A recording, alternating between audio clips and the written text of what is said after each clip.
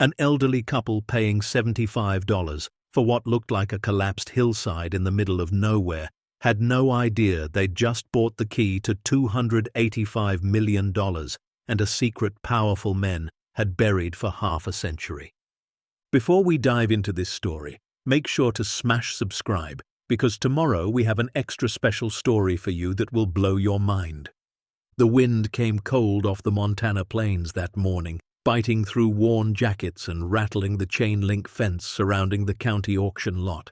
Dorothea stood with her arms wrapped tight around herself, her 78-year-old frame shivering despite the thick cardigan she'd layered over her flannel shirt. Beside her, Marlin leaned heavily on his cane, his 81-year-old knees protesting every shift of weight. They'd driven 90 minutes from their mobile home in Clearwater Falls to attend the quarterly land auction, not because they had money to spend, but because it was free entertainment and got them out of the house. The auctioneer, a thick-necked man named Hoyt with a voice like gravel in a blender, stood on a wooden platform cycling through parcels nobody wanted. Foreclosed properties, abandoned homesteads, land so remote or damaged that even developers wouldn't touch it. Dorothea watched him shuffle through photographs clipped to a battered clipboard, his breath visible in the frigid air. "Lot 47, Hoyt bellowed. 12.3 acres on the old Hillcrest Road, previously owned by the Federal Land Management Office. No structures, no utilities, sold as is." He paused, squinting at his notes. "Actually, scratch that. There's a partial stone foundation, probably from the 40s, mostly buried." He held up a faded photograph.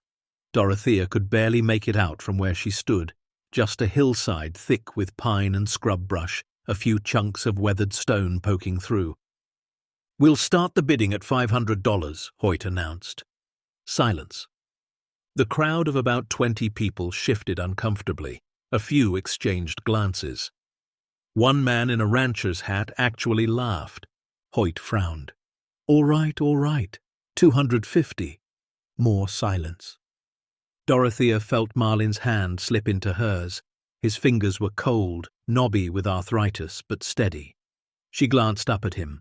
His face had that faraway look he got sometimes, like he was seeing something nobody else could. 100. Hoyt tried again, his voice losing its confidence. A woman near the front whispered loud enough for everyone to hear. "That's the cursed plot. My granddad said people used to disappear up there in the 50s. Hoyt ignored her. $75, folks. 12 acres for the price of a decent dinner. Dorothea felt Marlin's hand tighten around hers. "Marlin," she whispered. "No." But he was already raising his other hand, the one clutching the cane. 75, Marlin called out, his voice cracking slightly but firm enough to carry. The crowd turned. Dorothea felt heat rise to her cheeks. Hoyt blinked in surprise. "We got 75 from the gentleman in the back. Anyone want to go 80? Nobody moved. Hoyt waited the required 10 seconds. Going once, going twice. He smacked his gavel against the wood. Sold for $75 to bidder 309. Dorothea's heart hammered. "Marlin, what did you just do?" He looked down at her, eyes twinkling despite the deep lines of exhaustion that marked his face. "I bought us some land, Dottie." The walk to the registration table felt like a mile. Dorothea's mind raced. $75 was grocery money for 2 weeks. It was the co-pay for Marlin's next cardiology appointment. It was the difference between keeping the lights on and choosing between heat or electricity. Marlin filled out the paperwork with shaking hands, his signature barely legible. The clerk, a bored woman in her 40s, stamped the documents without looking up. "You know that property's got a reputation," she said flatly. "What kind of reputation?" Dorothea asked. The clerk finally met her eyes. The kind where locals don't go up there after dark. The kind where the Forest Service gave up maintaining the access road 30 years ago. The kind where your nearest neighbor is 11 miles away. Marlin folded the deed and tucked it into his coat pocket. Sounds peaceful. They drove home in silence. Dorothea stared out the window at the passing landscape. brown fields giving way to dense forest. The highway cracked and faded like everything else out here. She wanted to be angry, but she couldn't muster it. Marlin had always been impulsive. It was what made her fall in love with him 53 years ago, when he'd proposed after knowing her for 6 weeks. It was what drove her crazy when he'd quit steady jobs to chase dreams that never quite materialized. And it was what kept him going now, even as his body betrayed him piece by piece.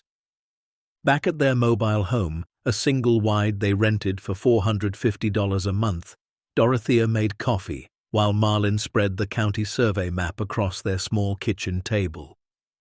The property was marked in faded red ink, a irregular shape tucked into the foothills of the Bitterroot Range. "Look at this, Dottie," he said, tracing the boundary with his finger. "It's got water access. See that blue line? That's Cache Creek, and the elevation's good. South-facing slope. Marlin, we can't do anything with it. We can barely take care of ourselves." He looked up at her, and she saw something in his expression that made her throat tight. It wasn't defiance, it was hope. The kind of fragile, desperate hope she hadn't seen in years. "I just wanted to own something," he said quietly. "Something that's ours. Not rented, not borrowed. Ours." Dorothea set down her coffee mug and moved to his side. She placed her weathered hand over his. "Okay," she whispered. "Okay." 3 days later, they made the drive out to see it. The directions were vague, just an old Forest Service road marked private property, no trespassing. Marlin's truck, a 2003 Ford F-150 with over 200,000 miles, groaned and lurched over the rutted dirt path. Branches scraped the sides.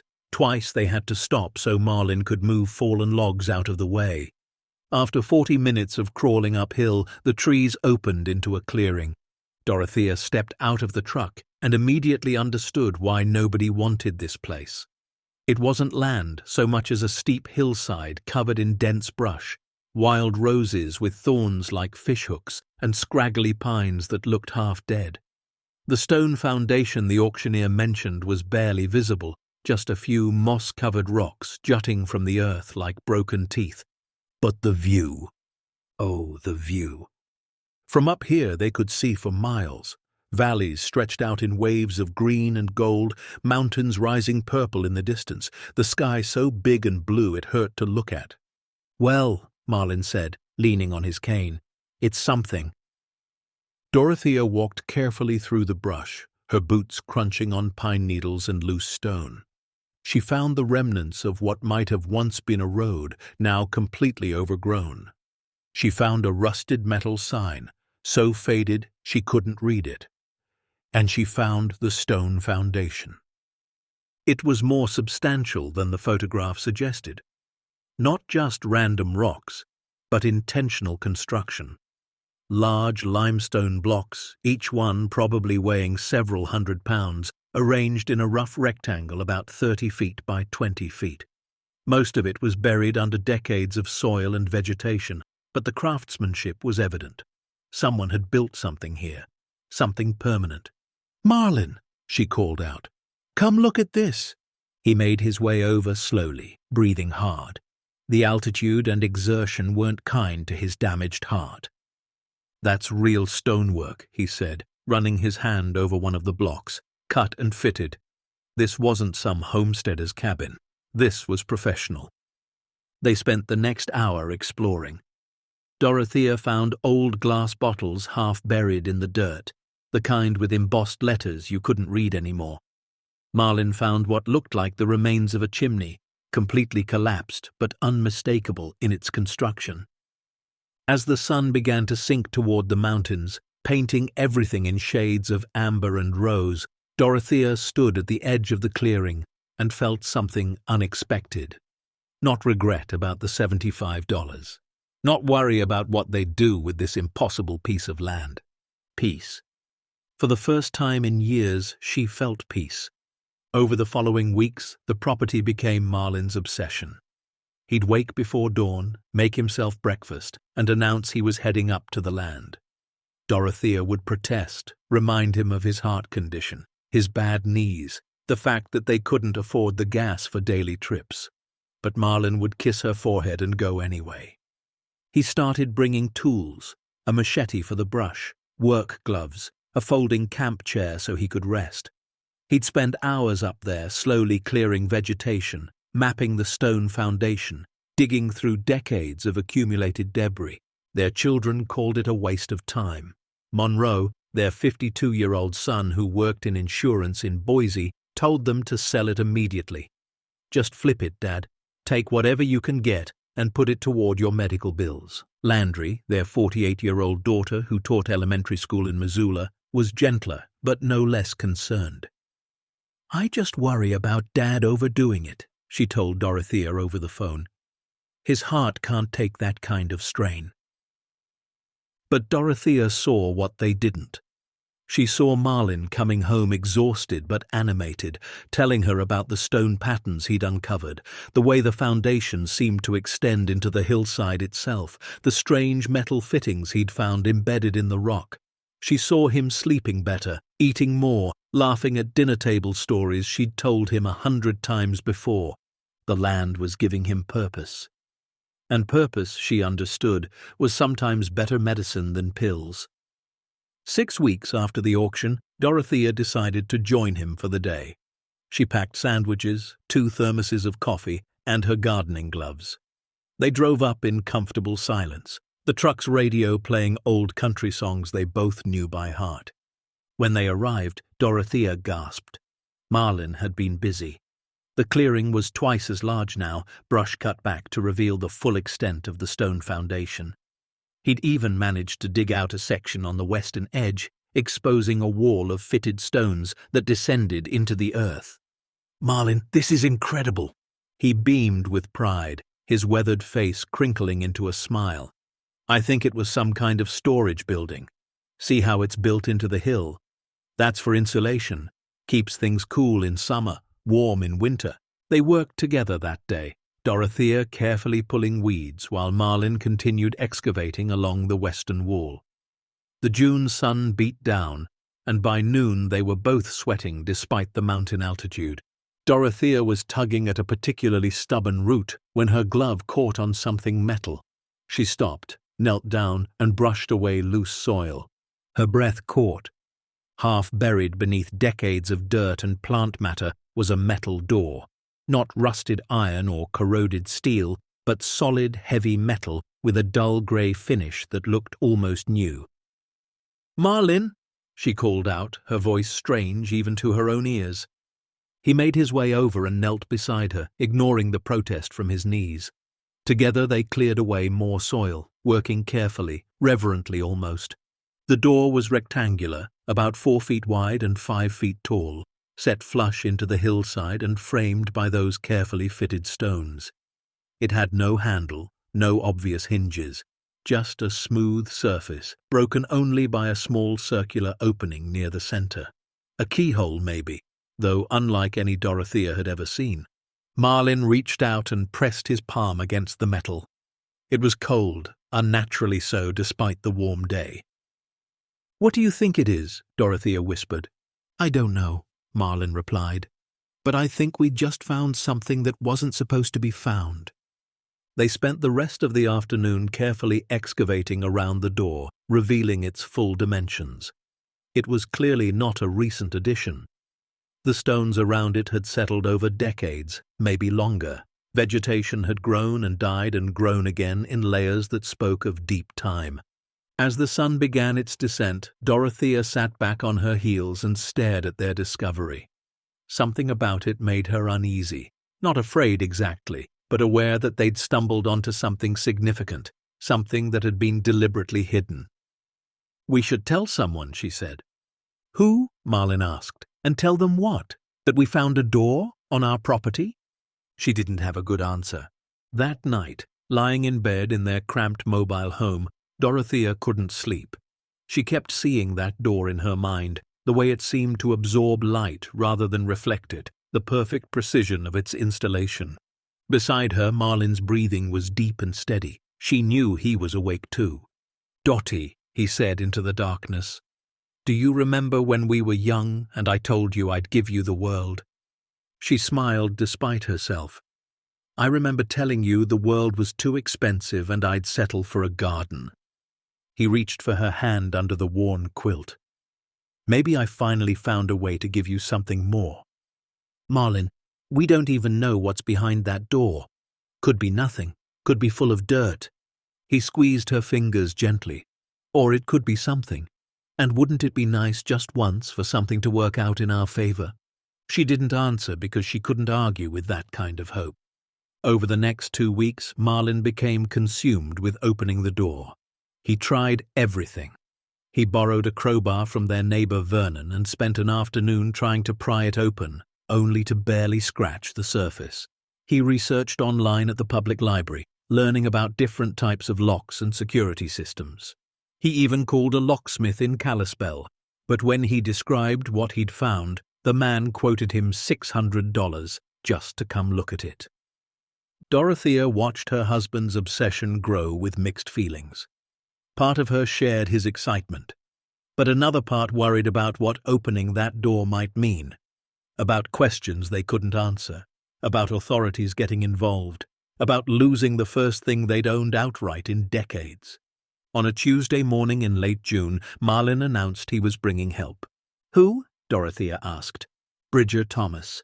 He does odd jobs around town, good with his hands, knows how to keep his mouth shut." Dorothea had seen Bridger around Clearwater Falls.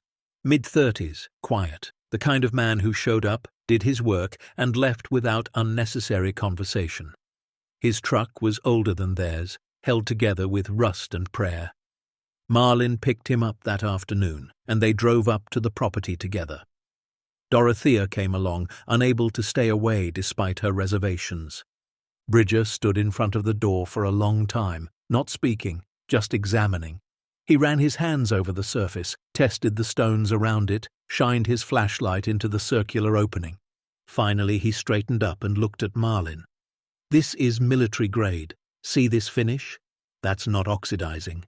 After probably 60, 70 years, it should be corroded to hell. But it's not. This was built to last." "Can you open it?" Marlin asked. Bridger pulled off his baseball cap and scratched his head. "Maybe. But I gotta tell you, Mr. Marlin, whatever's behind this door, somebody went to a lot of trouble to seal it up tight." "That's exactly why we need to know what's inside," Marlin replied. Bridger looked at Dorothea. She saw the question in his eyes. She gave a small nod. "All right," Bridger said, "but we do this careful. We don't know what kind of pressure differential might be in there. Could be gas buildup, could be structural instability. We open this wrong, we could hurt ourselves or destroy whatever's inside." They started the next morning. Bridger brought equipment Dorothea didn't recognize. A battery-powered angle grinder, various drill bits, something he called a borescope that looked like a tiny camera on a flexible wire. He started by trying to look inside through the circular opening.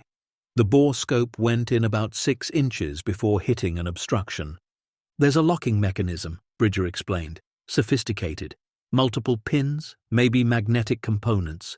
This wasn't designed to be picked. It was designed to never be opened unless you had the key." "So we can't open it?" Dorothea asked. "I didn't say that," Bridger replied with a slight smile. "I said it wasn't designed to be picked, but everything has a weakness." He spent hours mapping the door's edges with careful precision, tapping with a small hammer, listening to the subtle changes in sound. Finally, he pointed to a spot near the top right corner. "Here," he said, "the seal's weakest here." The stones settled slightly, created a microscopic gap. "We start there. Work slow." The grinding began. The sound was horrific, metal on metal, screeching through the quiet forest like a wounded animal. Birds exploded from the trees. Dorothea had to step away, covering her ears. It took 3 days. Bridger worked in careful increments, grinding away at the seal, testing constantly to make sure he wasn't compromising the door's integrity or triggering some kind of collapse. Marlin watched every moment, while Dorothea split her time between observing and walking the property, trying to calm her increasingly anxious nerves. On the 4th day, something gave. Bridger had been working on the corner section when suddenly there was a sharp crack. Air hissed from the opening, not explosive, but steady and cold. "Stop!" Bridger commanded, stepping back quickly. They waited. The hissing continued for nearly 5 minutes, then gradually subsided. Bridger approached carefully with his flashlight. He shined it into the gap he'd created. His body went rigid. "What?" Marlin demanded. "What do you see?" Bridger turned around slowly. His face was pale. "There's a room behind here, a big one. And Mr. Marlin, I think you better see this yourself." Marlin scrambled forward despite his bad knees. Dorothea followed, her heart hammering so hard she could feel it in her throat. They both peered through the gap into darkness. Bridger's flashlight beam cut through the black illuminating stone walls, a high ceiling, and something else. Rows of shapes, wooden crates, stacked neatly, stretching back into shadows the light couldn't penetrate. Dorothea's legs nearly gave out. She grabbed Marlin's arm to steady herself. "This isn't just a storage room," Bridger whispered. "This is a vault." They spent the rest of that day carefully widening the opening. Bridger refused to rush, checking constantly for structural issues or air quality problems. By late afternoon, they'd created a gap wide enough for a person to squeeze through. Bridger went first, flashlight in hand, moving slowly and carefully. His voice echoed back, hollow and strange. "Floor's solid, air's stale but breathable. I'm going deeper." Marlin looked at Dorothea. She saw her own fear and excitement mirrored in his eyes. "We go together," she said. They helped each other through the opening. Bridger's flashlight bobbed ahead of them as they entered the vault properly. Dorothea's first impression was of cold. The temperature inside was significantly lower than outside, cold enough that she could see her breath. Her second impression was of scale. The vault was massive, carved directly into the hillside, the ceiling a good 15 feet high, the space extending back at least 50 feet, maybe more. But it was the crates that held her attention. They lined the walls in neat rows, each one marked with stenciled numbers and letters. Some were the size of shoeboxes, others were large enough to hold furniture. Bridger approached the nearest crate carefully. It was about 3 feet square, made of dark wood with metal reinforcements at the corners. The stencil on top read, AF-447-19-B. "Should we open it?" Bridger asked. Marlin looked at Dorothea. In the dim light from Bridger's flashlight, his face was half in shadow, but his eyes were bright with something Dorothea couldn't quite name. Not just curiosity. Something deeper. Something like destiny. "Yes," she heard herself say. "Open it." Bridger used a small crowbar to carefully pry open the top. The wood was dry but not rotted, the nails coming loose with sharp squeaks that echoed through the vault. He lifted the lid. Inside, wrapped in what looked like waxed canvas, were rectangular shapes. Bridger unwrapped one carefully. His hands shook slightly as he held it up to the light. It was a bar of gold. Unmistakably gold, despite the tarnish. Stamped on its face were numbers and an eagle seal. "Holy," Bridger breathed. "Holy hell." Dorothea felt the world tilt. She reached out blindly and found Marlin's hand. They stood there, 2 elderly people in a hidden vault, staring at what might have been the end of every struggle they'd ever known or the beginning of something they couldn't begin to understand. Marlin's voice came out as a whisper. "Dottie, what did we find?" She couldn't answer because she didn't know. She didn't know if this was a miracle or a curse. She didn't know if they'd stumbled onto forgotten history or opened a door they'd never be able to close. All she knew was that nothing would ever be the same. They stood frozen in that cold vault, the gold bar catching Bridger's flashlight beam and throwing back a dull yellow glow. Dorothea's hand trembled in Marlin's grip. None of them spoke for what felt like an eternity, just stared at the rectangular piece of metal that Bridger held like it might explode. "How much do you think that weighs?" Marlin finally asked, his voice barely above a whisper. Bridger carefully turned it over in his hands. "Standard gold bar is about 27 pounds, he said. "This feels right for that, if it's real."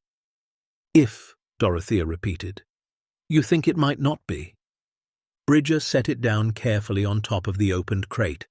"Only one way to know for sure. But ma'am, I've done enough metalwork to recognize the real thing. This has weight, density, the way it moves in your hands." He paused. "I think it's real." Marlin released Dorothea's hand and moved toward the crate. His knees protested, but he knelt anyway, looking inside at the rows of wrapped bars. 6 across, he counted. "Looks like maybe 10 deep. That's 60 bars. Dorothea did the math in her head, even though she didn't want to. If gold was trading at around $2,000 an ounce, and each bar was about 27 pounds, that was roughly 432 ounces per bar. She felt dizzy.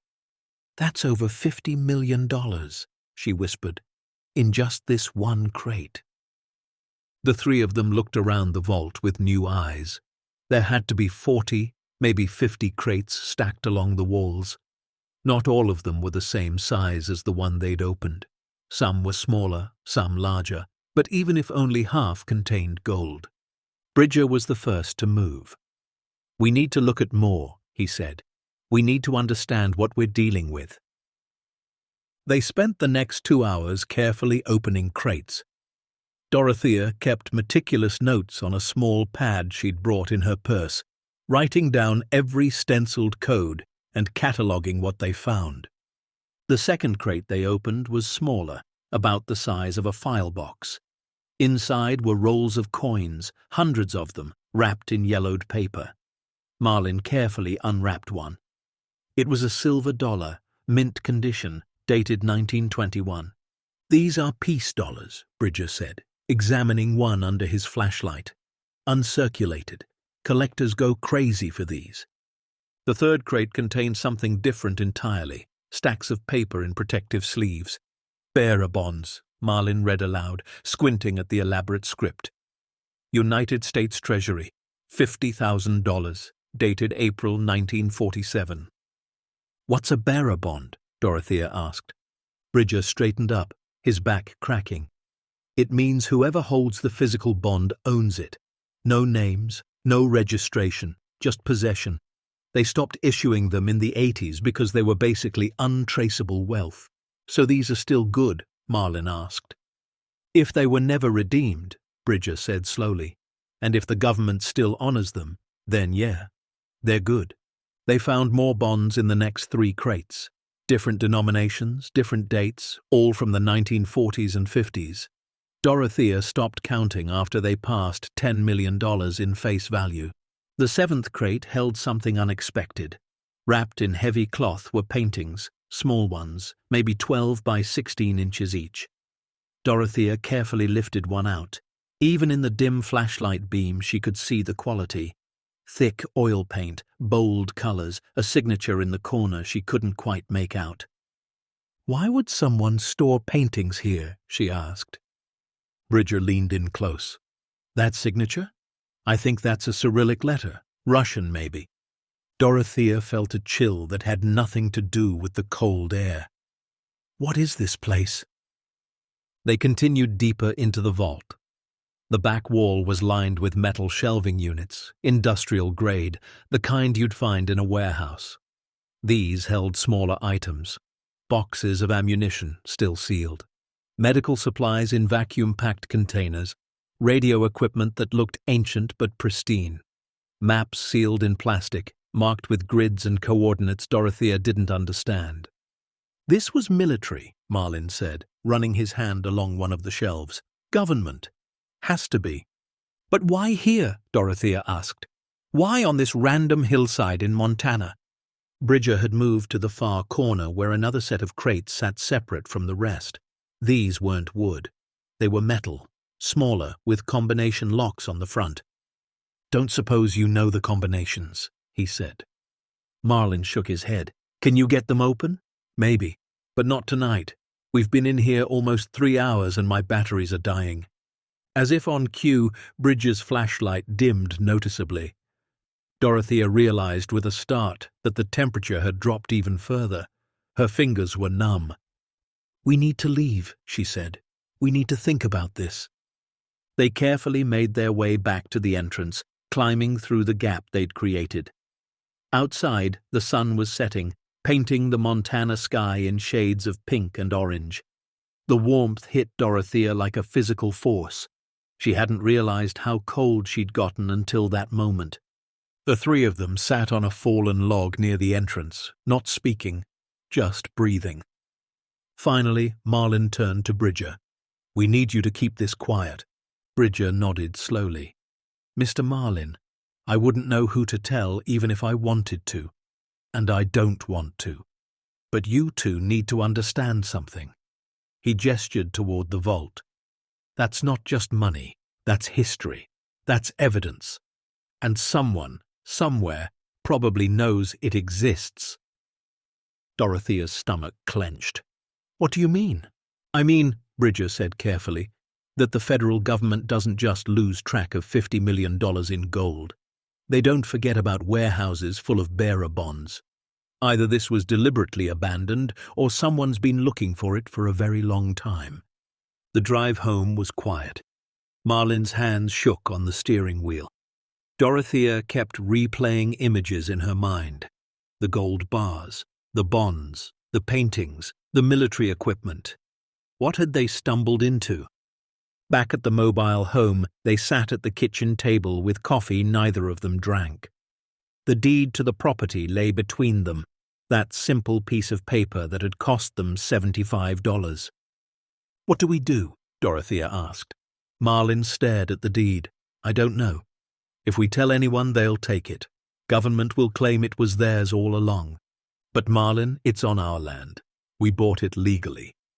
He looked at her with tired eyes. "Dottie, you think that matters? You think a couple of broke old people get to keep a fortune because they found it buried on a hillside?" She didn't answer because she knew he was right. That night, Dorothea lay awake listening to Marlin's labored breathing. His heart was bad. The doctors had said 2, maybe 3 years if he took it easy, if he avoided stress, if he could afford his medications. The irony wasn't lost on her.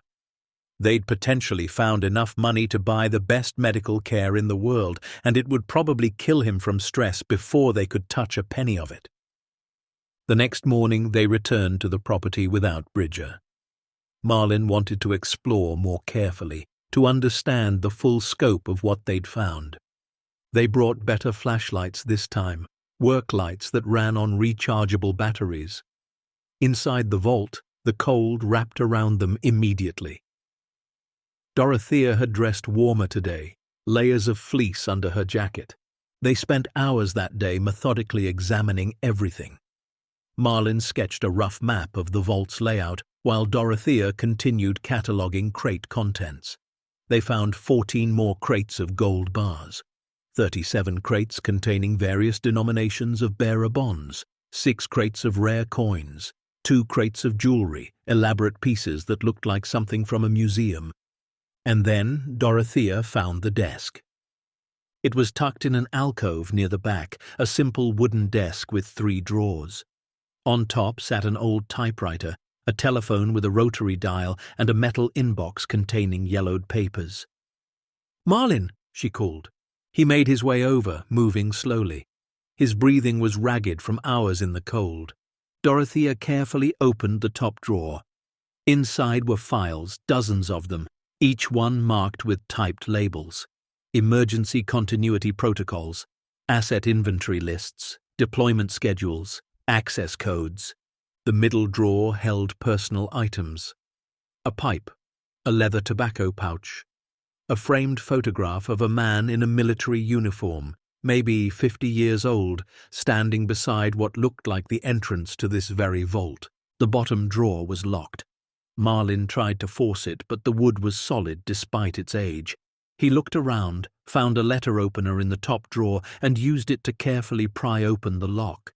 Inside was a leather-bound journal. Dorothea lifted it out with trembling hands. The leather was dry but intact, the pages yellowed but readable. On the inside cover, written in firm black ink, was a name: Colonel Thaddeus Brennan. They sat down on the cold stone floor, backs against the alcove wall, and Marlin opened the journal to the first page. April 2nd, 1947, Marlin read aloud. Construction of Facility 7 complete. Total expenditure $12.3 million. Location successfully concealed. No local awareness of operation. He flipped forward a few pages. May 15th, 1947. First asset transfer complete. Gold reserve established per Protocol 7-B. Bearer instruments secured. Artwork acquisition finalized. Facility now operational for emergency government continuity purposes. Dorothea felt something cold settle in her chest. This wasn't a hidden treasure. This was a government facility. A Cold War bunker, maybe. A place designed to protect assets if everything went wrong. Marlin continued reading, skipping through entries about deliveries, security checks, inspection visits from Washington. Then the tone changed. January 9th, 1952.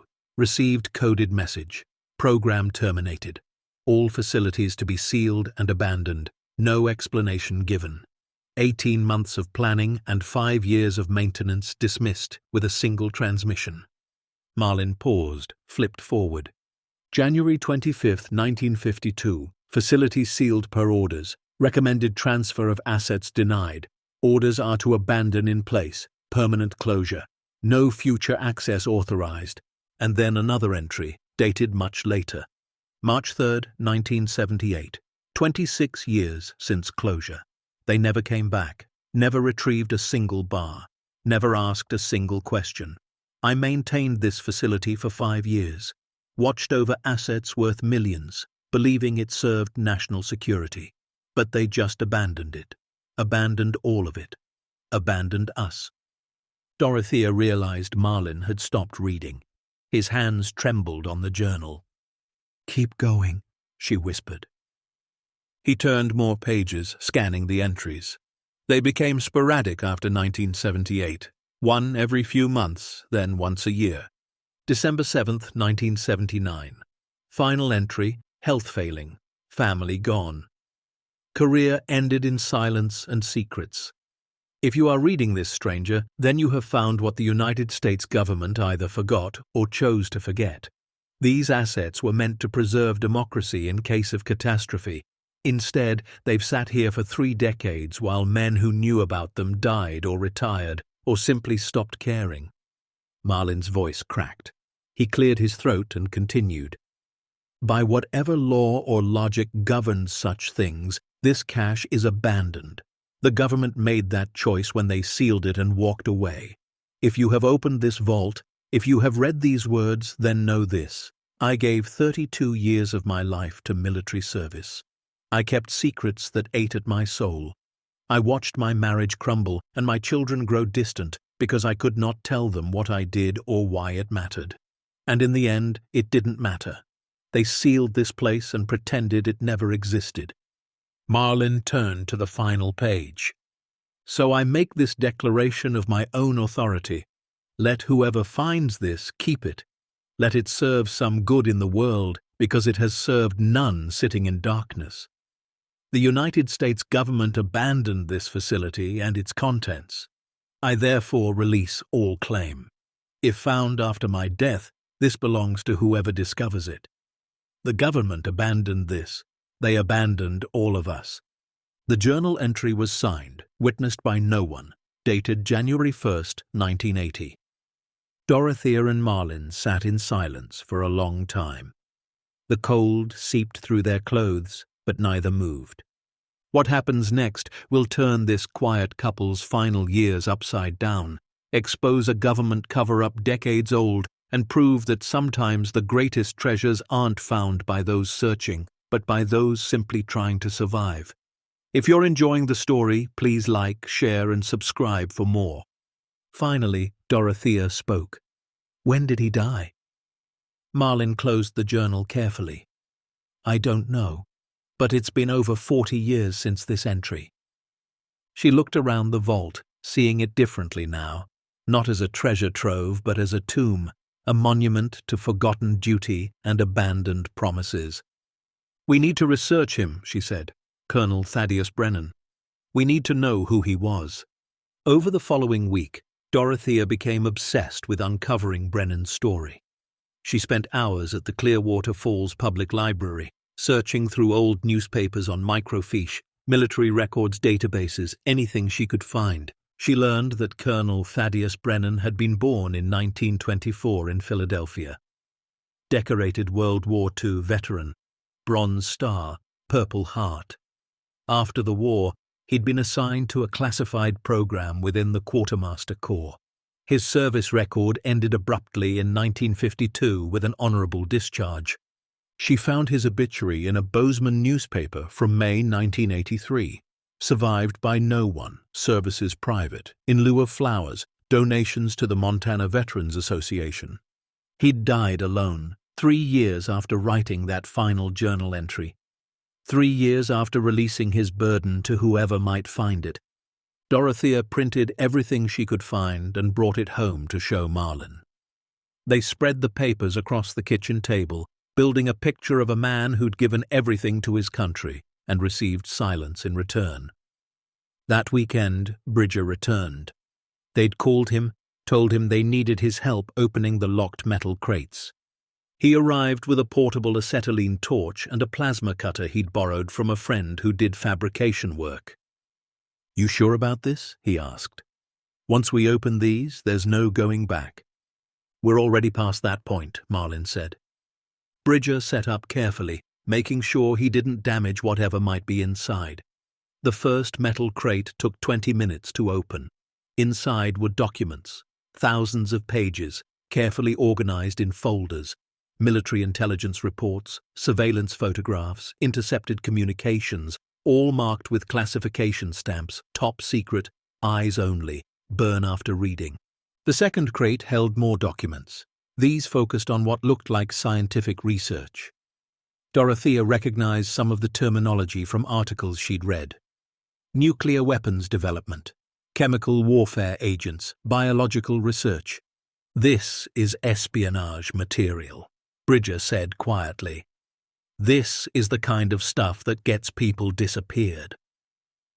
The third metal crate contained something that made all three of them step back. Cash. American dollars in shrink-wrapped bundles, mostly hundreds and fifties. The bills looked crisp despite their age. Marlin picked up one bundle carefully. "These are old series notes, pre-1963. See the larger portraits? How much do you think is here?" Dorothea asked. Bridger had started counting bundles. Each one appeared to be $10,000. He counted out loud, stopping at bundle number 42. $420,000, he said, just in this one crate. They opened 2 more metal crates. Both contained cash. By the time they finished counting, they'd tallied over $1.2 million in old currency. "Why so much cash?" Dorothea wondered aloud. Marlin was reading one of the documents they'd found. According to this, it was emergency operational funding. If the government had to go underground during a crisis, they'd need untraceable money. Cash that couldn't be tracked or frozen. They spent the rest of that day exploring the vault's furthest reaches. In the very back, beyond the shelving units, they found something they'd missed on the first exploration. A second chamber, smaller than the first, accessed through a narrow opening. Inside this chamber were supplies, hundreds of cans of preserved food, the old civil defense kind from the 50s and 60s, water storage tanks, still sealed, air filtration equipment, bunks with vacuum-sealed bedding, chemical toilets still in their packaging. "This was meant to be lived in," Bridger said, his voice echoing in the small space.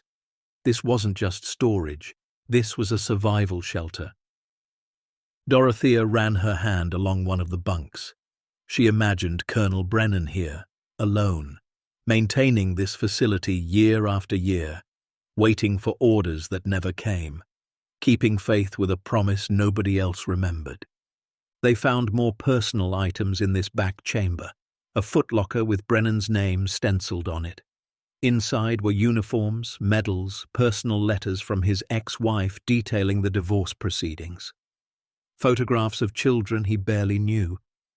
And at the bottom of the footlocker, wrapped in an American flag, was a revolver. Marlin lifted it carefully. It was heavy, well-maintained, loaded. Dorothea felt tears sting her eyes. He kept it with him, all those years alone, just in case. In case of what? Bridger asked. In case he needed to protect this place, Marlin said quietly. Or in case he couldn't take the loneliness anymore. They locked up the vault that evening as carefully as they could, wedging boards across the opening they'd created. Marlin wanted to install a proper door, but worried about drawing attention. The drive home was somber. Dorothea kept thinking about Brennan, about duty and sacrifice and the way systems chewed up loyal people and spit them out. At home, she made dinner. Neither of them ate. Marlin sat at the table with Brennan's journal, reading through it again, more carefully this time. He found us, Marlin said eventually. Who? Dorothea asked. Brennan. He found us, or we found him, or maybe it doesn't matter who found who. He paused. Dottie, this journal is practically a legal document. He's declaring the contents abandoned property. He's releasing claim as the last official custodian. You think that holds up legally? Marlin shrugged. I don't know. But it's something. It's evidence that the government walked away first. Dorothea sat down across from him. So what do we do? We document everything, Marlin said. Every single item, every page, every photograph. We build a complete record of what's here and how we found it. And then, he stopped. And then what? Dorothea prompted. And then we decide if we're brave enough to keep it. That night, Dorothea dreamed of cold stone walls and a man in uniform standing guard over secrets nobody wanted. In the dream, he turned to her and smiled sadly. It's yours now, he said. Don't let them take it. Don't let them pretend it never mattered. She woke before dawn, Marlin snoring softly beside her. She got up quietly and made coffee, watching the sun rise over the mobile park's gravel lots and chain-link fences. They'd spent their whole lives working hard, playing by the rules, hoping that somehow effort would equal reward. It never had. They'd raised children who moved away, worked jobs that paid barely enough, saved money that disappeared to medical bills and rent increases.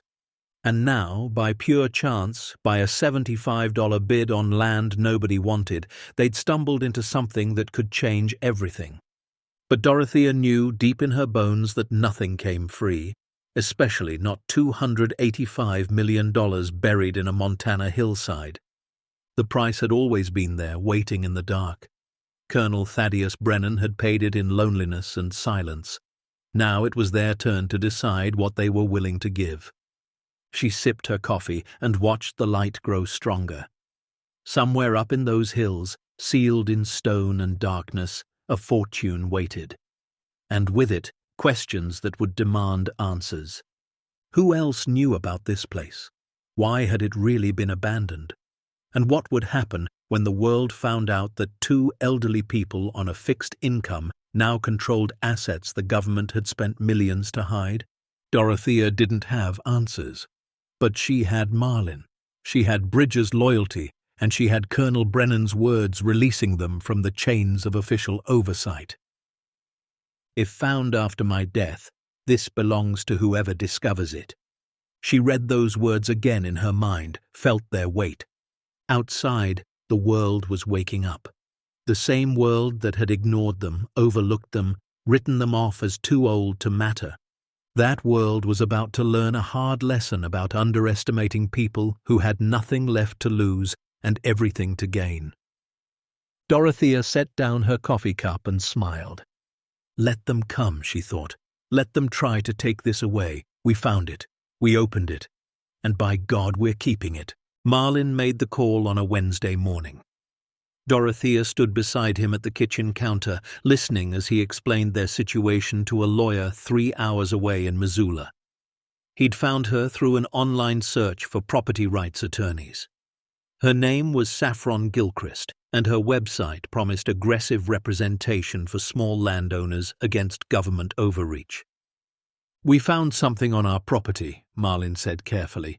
"Something valuable. Something that might have belonged to the federal government a long time ago." There was a pause on the other end. "How long ago?" Marlin glanced at Dorothea.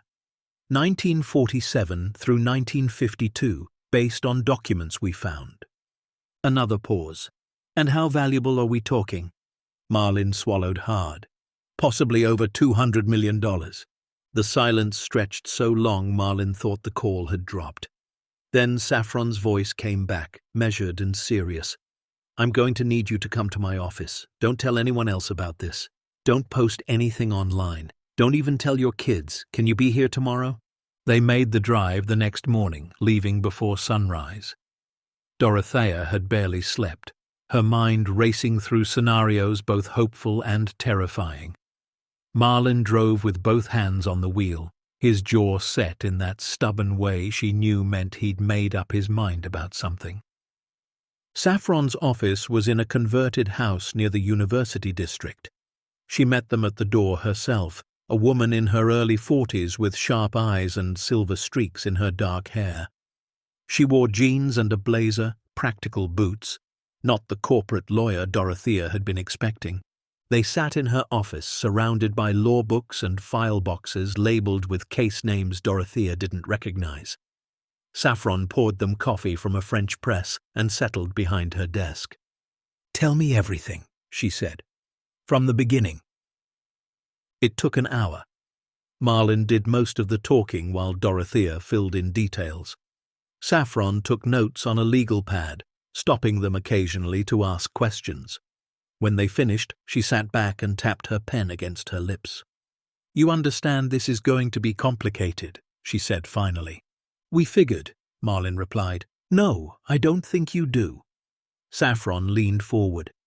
"What you're describing is potentially abandoned government property. But abandoned is a legal term with specific requirements. The government has to have knowingly relinquished claim. They have to have made no attempt at recovery for a period exceeding the statute of limitations. And there has to be no standing directive that the property remain classified or protected." Dorothea pulled out photocopies of Colonel Brennan's journal pages. "We have this," Saffron read carefully, her expression unreadable. When she finished, she looked up. "This is extraordinary. A military officer with custodial authority declaring the assets abandoned and releasing claim." She paused. But he wasn't the ultimate authority. He couldn't legally dispose of government property on his own. But he was the last person who knew where it was, Marlin said. He maintained it for 5 years after it was sealed. And then, for another 30 years, nobody came looking. "Doesn't that count for something?" Saffron stood and walked to her bookshelf, pulling down a thick volume. "There's precedent for finders' rights on abandoned property, even government property.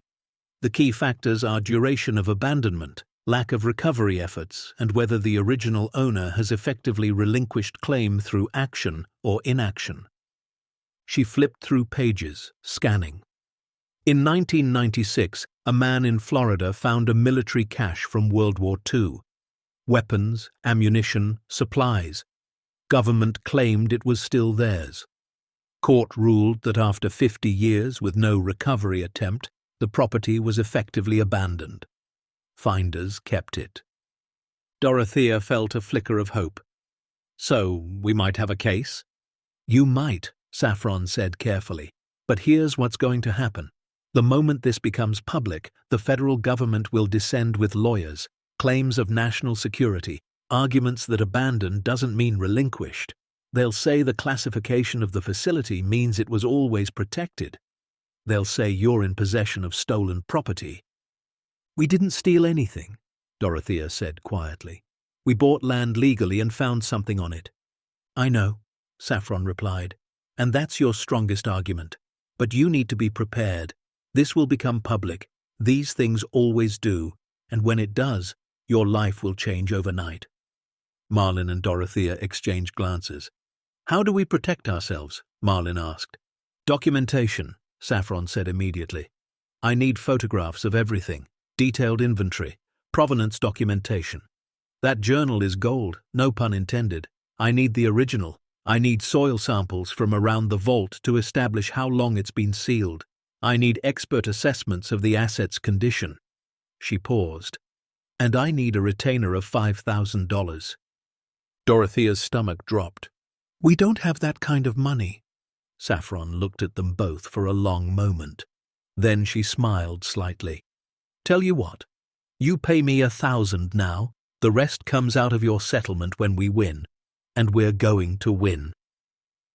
They paid her with a check that would bounce if Marlin's disability payment didn't clear in time. Saffron didn't seem concerned. She sent them home with instructions and a list of experts she wanted them to contact.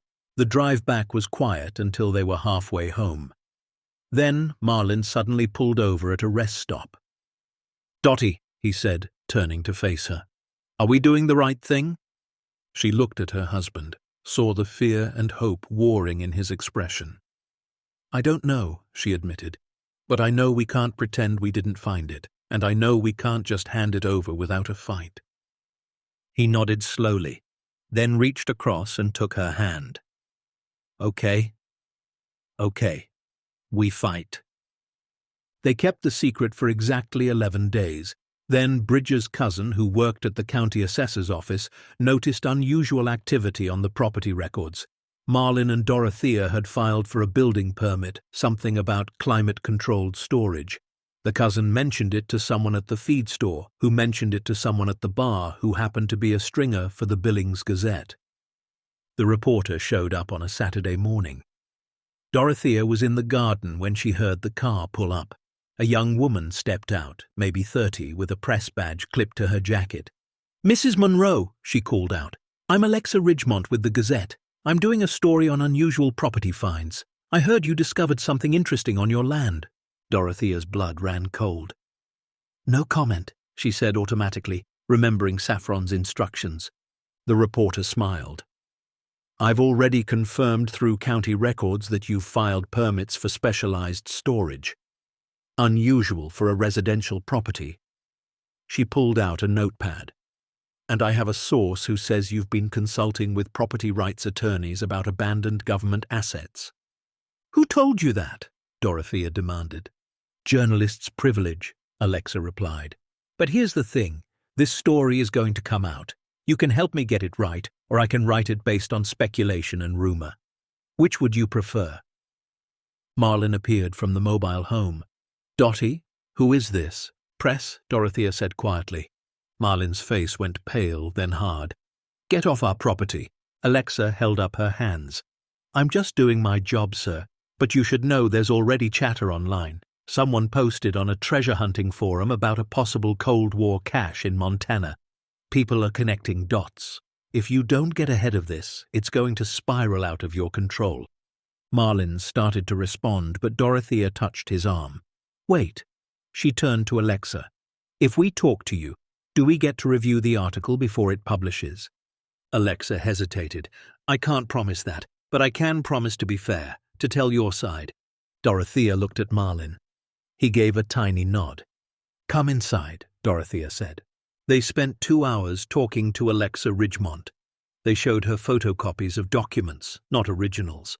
They shared the basic story of the land purchase, the discovery, Colonel Brennan's journal. They were careful not to mention exact values or provide too much detail about specific assets. Alexa took notes furiously. This is incredible, she kept saying. This is national news. The article ran 3 days later on the front page of the Billings Gazette. The headline read, Elderly Montana couple discovers potential Cold War treasure vault worth millions. By noon, their phone was ringing constantly. News outlets, treasure hunters, lawyers offering representation, curiosity seekers. The voicemails piled up faster than they could listen to them. By evening, satellite trucks from 2 Bozeman news stations were parked on the road near their mobile home. Marlin disconnected the landline. Dorothea turned off her cell phone. They sat in the dark, curtains drawn, feeling like prisoners in their own home.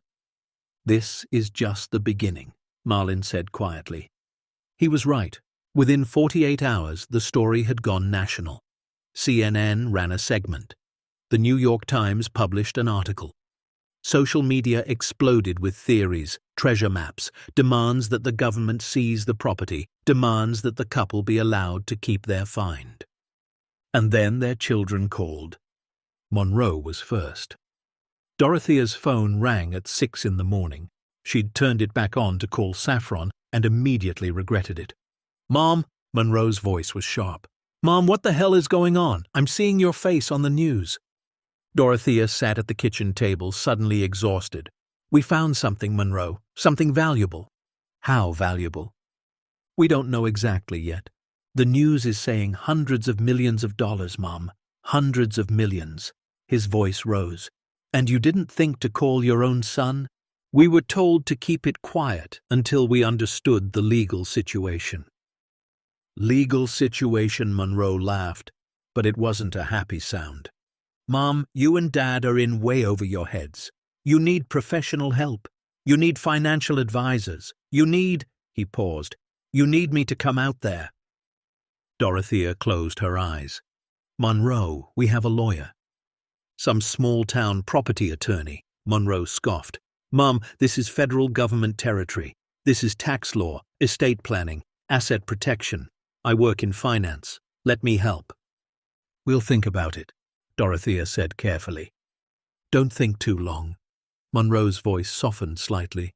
"Mom, people are going to come after you. Scammers, thieves, the government. You need family you can trust."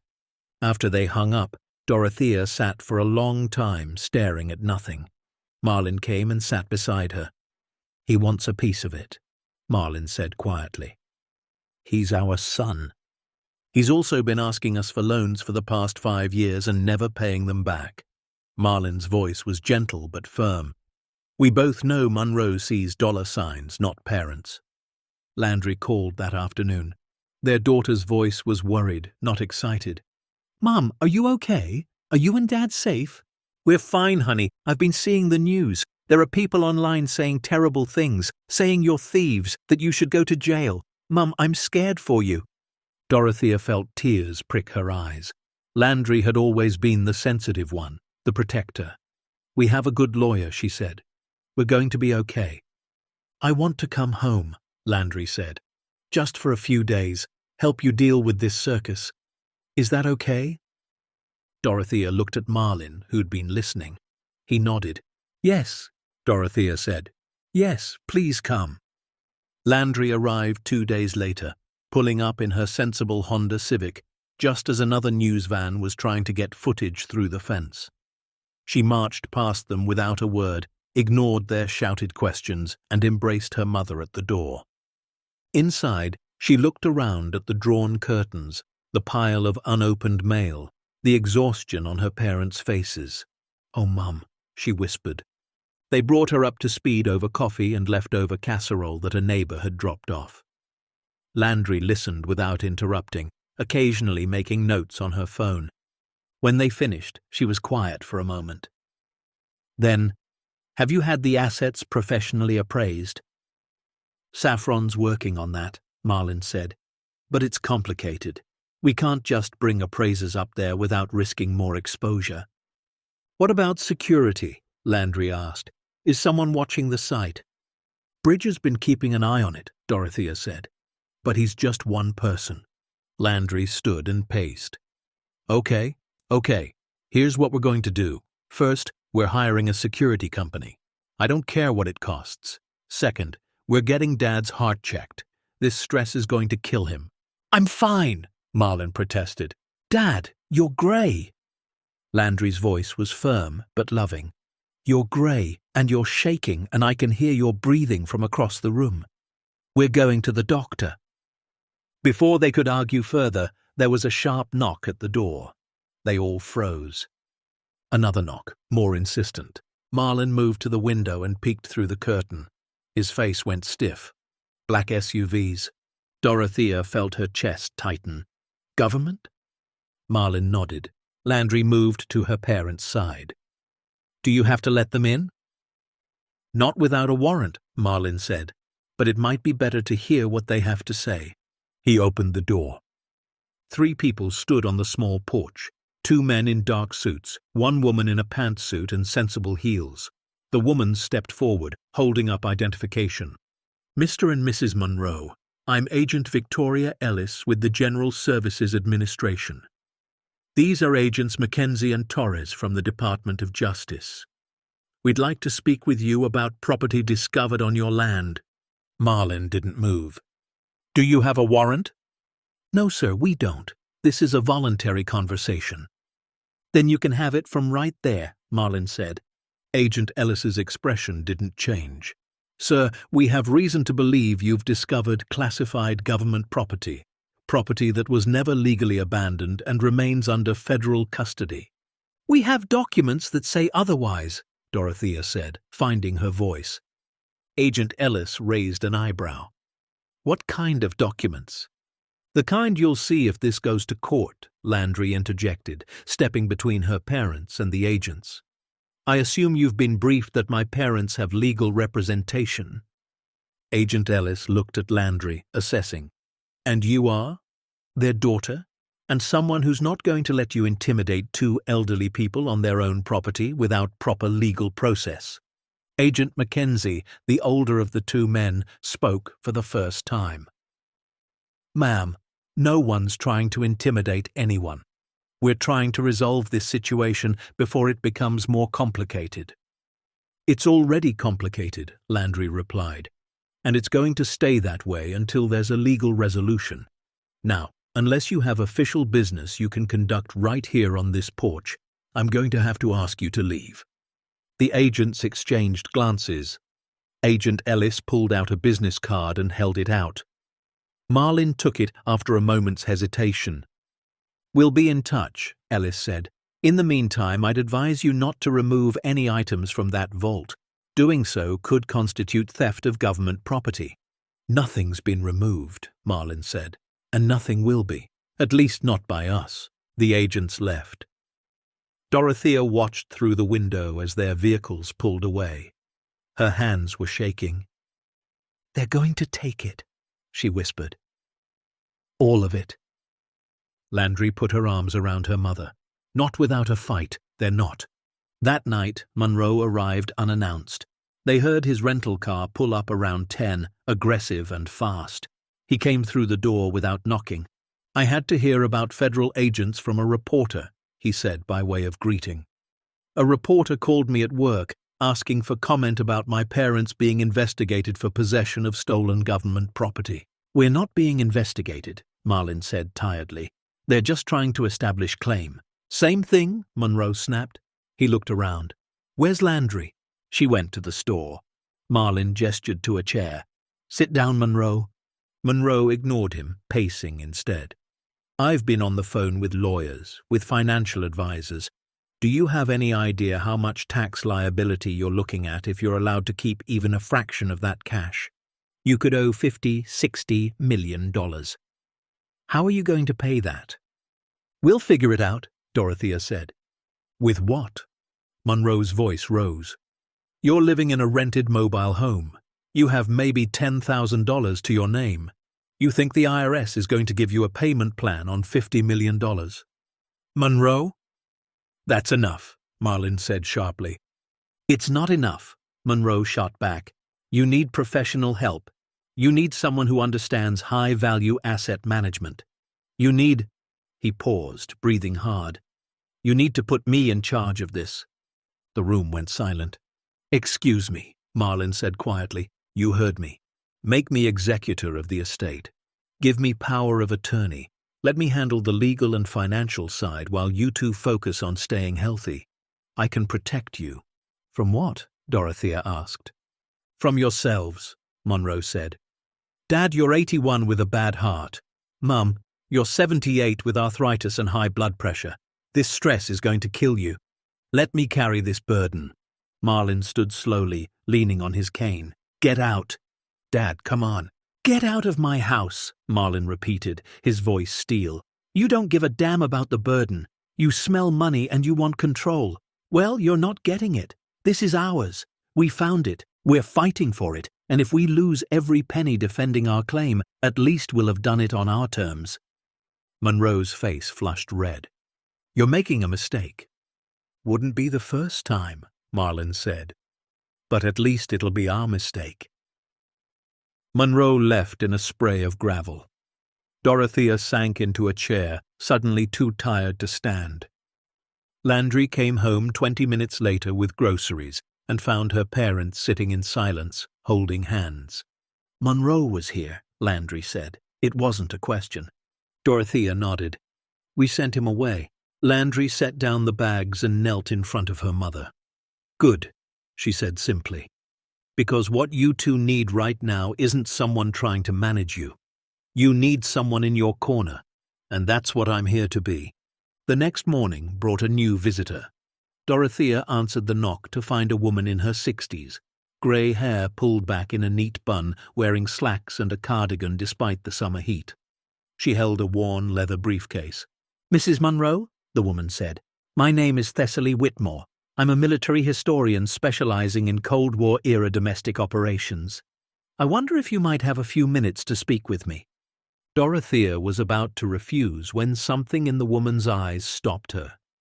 Not eagerness or greed, just gentle curiosity and something like sadness. "What do you want to talk about?" Dorothea asked. "Colonel Thaddeus Brennan," Thessaly replied. "You see, I knew him. Not well, but I interviewed him once for my dissertation. And when I heard about your discovery, I realized you'd found what he spent his life protecting." Dorothea opened the door wider. Thessaly sat at their kitchen table with coffee Dorothea made and files Thessaly brought. She spread out old photographs, documents, interview transcripts. "I was researching classified Cold War programs in the early 2000s, Thessaly explained. Most of my requests were denied, but I managed to track down several retired officers who'd worked on continuity of government protocols. Colonel Brennan was one of them." She pulled out a photograph. This was taken in 2001, 2 years before he died.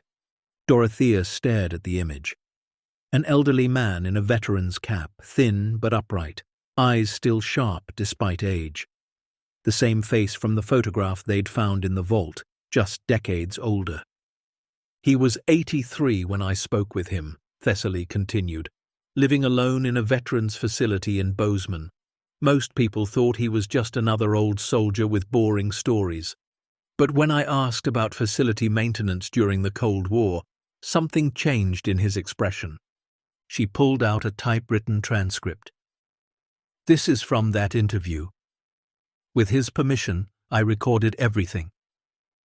Marlin leaned forward. "What did he tell you?"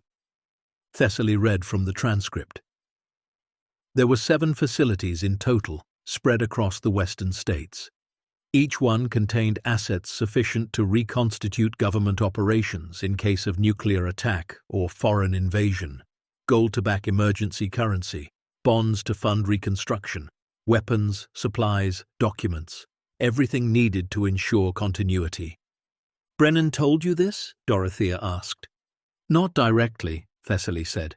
"He was careful. He said, hypothetically, if such facilities had existed. But then he said something else." She found the passage. He said, "The tragedy isn't that these facilities were built. In that era, they seemed necessary. The tragedy is that when the immediate threat passed, they were simply forgotten, sealed up and abandoned like they'd never existed. And the men who'd maintained them were expected to take those secrets to their graves." The room was quiet, except for the hum of the refrigerator. "I asked him if he knew where any of these facilities might be located," Thessaly continued. "He wouldn't say. But he looked at me very carefully and said, 'If someone ever finds one, I hope they have the courage to make it count for something. Because we never got that chance.'"